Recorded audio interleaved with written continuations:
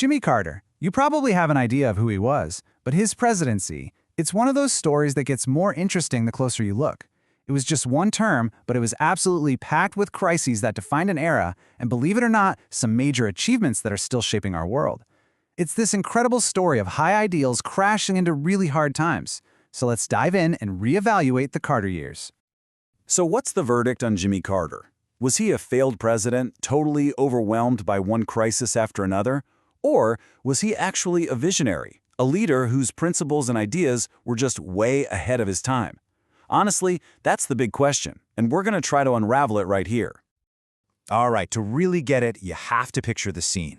It's 1976. America is just exhausted. The Watergate scandal had shattered the country's trust in government. Richard Nixon had resigned in disgrace. People were deeply, deeply cynical and just desperate for a leader they could actually believe in. And into all that cynicism walks Jimmy Carter with this one simple promise: I will never lie to you. I mean, that pledge just cut through all the noise. For a public that felt so betrayed by Washington, it was simple, it was direct, and it was exactly what the nation was craving. And, his background made that promise feel real. He wasn't some Washington insider. His path to the White House was, pretty unconventional. A peanut farmer, a highly respected naval officer, and then governor of Georgia.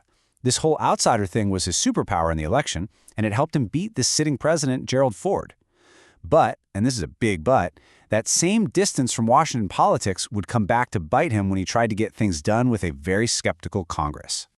Okay, so even with all the difficulties he was about to face, Carter's presidency was marked by some truly incredible, long-lasting victories. So before we get into the crises that everyone remembers, let's look at the huge achievements that historians now point to as proof of his foresight. First off, he totally changed the game for America's role in the world. For the very first time, Carter made human rights a central part of U.S. foreign policy. He wasn't afraid to link foreign aid to a country's human rights record, or to call out our own allies for abusing their citizens. This set a whole new moral standard for American diplomacy, one that has echoed for decades.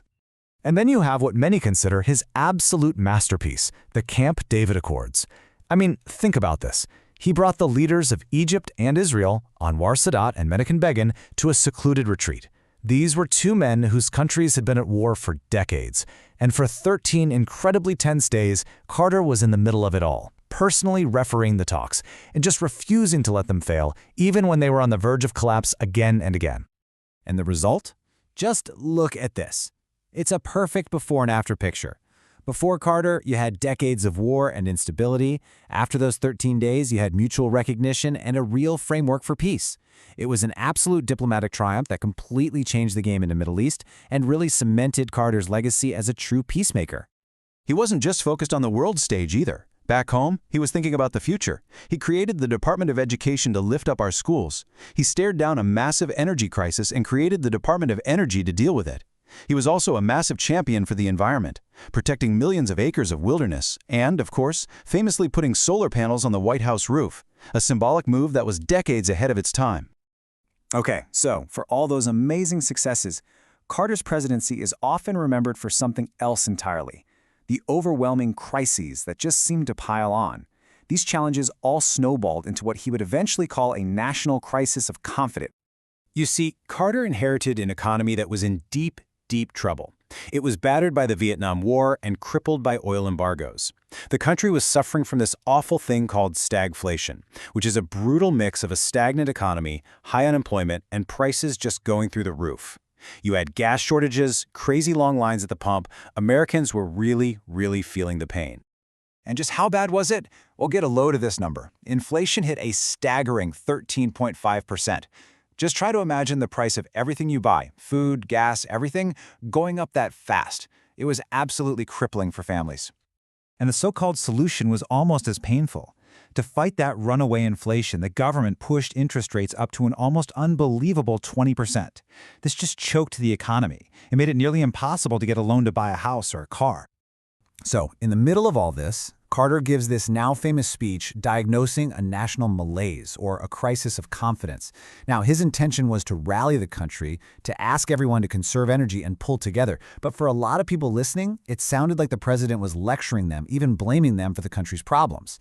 It just didn't land well. And then, Just when you think things can't get any worse, the crisis that would completely dominate his final year in office explodes onto the world stage. After the Iranian Revolution, militants storm the U.S. Embassy in Tehran and take 52 Americans hostage. For 444 days. That number, 444, was just burned into the American psyche. The whole nation was held captive, glued to the news every single night, waiting for an update.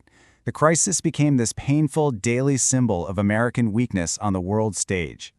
Carter's attempt to fix it with a daring military rescue, Operation Eagle Claw, ended in a tragic disaster in the Iranian desert before it could even get started. The failure was just a devastating blow, not only to national morale, but to Carter's image as a strong commander-in-chief.